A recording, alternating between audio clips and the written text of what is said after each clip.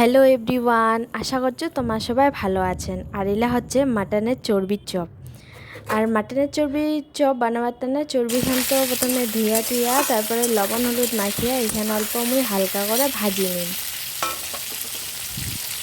ভাজা হয়ে গেলে মুই এবারে বেসনের ব্যাটার তৈরি করি। বেসন খানত গুঁড়া চালের গুঁড়া দিয়া জিরার গুঁড়া, লঙ্কা গুঁড়া আর গরম মশলা দিয়া ভালো করে ঘুলাই নিম। আর অল্প পরিমাণে দিসুমই কালো জিরা। আর ঘুলাই নেওয়া হলেই এর উপরত ভাজিয়া রাখা মাটনের চর্বিখানেটি দিয়া দিনু। আর মুই বেসন খানত কিন্তু লবণ আর হলুদও দিয়া দিছিনু। আর ইতি কড়াইটা তেলখানো গরম হয়ে গেছে, তো ইলা মুই এলা একে একে করে তেলখানো ছাড়ি দিম।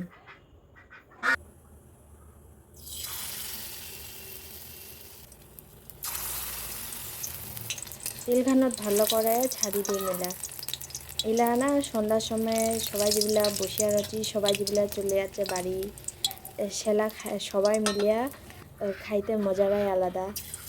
আর মাংসের চর্বি আমার বাড়িতে এটাও খায় না, তো তার জন্য এরকম পকোড়া বানাই জন্য, কারণ এমনি এমনি কাউ খাওয়া চায় না সবজি ধরলে। আর এরকম পকোড়া করে বানাই দিলে সবাই খাচ্ছে চাটিয়া ফুটিয়া। দুই পাখায় উল্টাই দিয়া বেশ লাল লাল করে মহিলা ভাজিয়া নিম।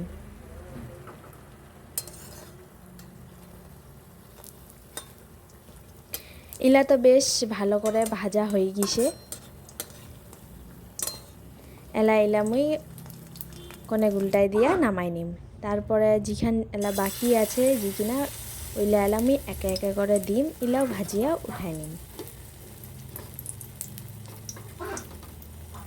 তোমার কাকা মটনের পকোড়া খাইতে ভাল লাগেছে, কমেন্ট করেন।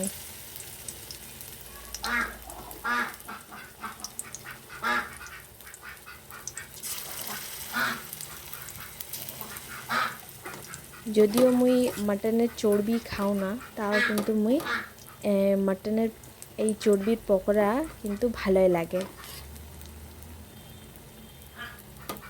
আর এই পকোড়ালা না গরমে গরমে খাওয়ার টেস্ট। যদি ঠান্ডা হয়ে যায় তাহলে কিন্তু আর ইচ্ছা করে না যে এলা পকোড়া খাওয়া যাবে। তো গরমে গরমে এলা পকোড়ার টেস্টটা না আলাদা রকমের রয়েছে।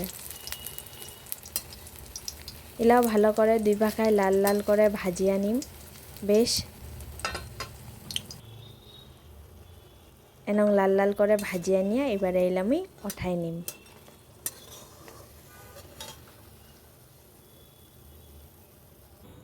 আর মোর এই দেখো পকোড়া ভাজা হয়ে গেছে, দেখিতে যেন লাগেছে, খাইতে কিন্তু দারুণ টেস্ট হয়েছে। তোমার কি বাড়িতে এরকম বানাচ্ছেন কমেন্ট করেন। আর মোর ভিডিওলা যদি ভালো লাগে তাহলে লাইক করেন। আর চ্যানেলটা যদি নতুন হন তাহলে অল্প সাবস্ক্রাইবও করি দেন দেই। তো আজিকার মতো ভিডিও খান এটি শেষ।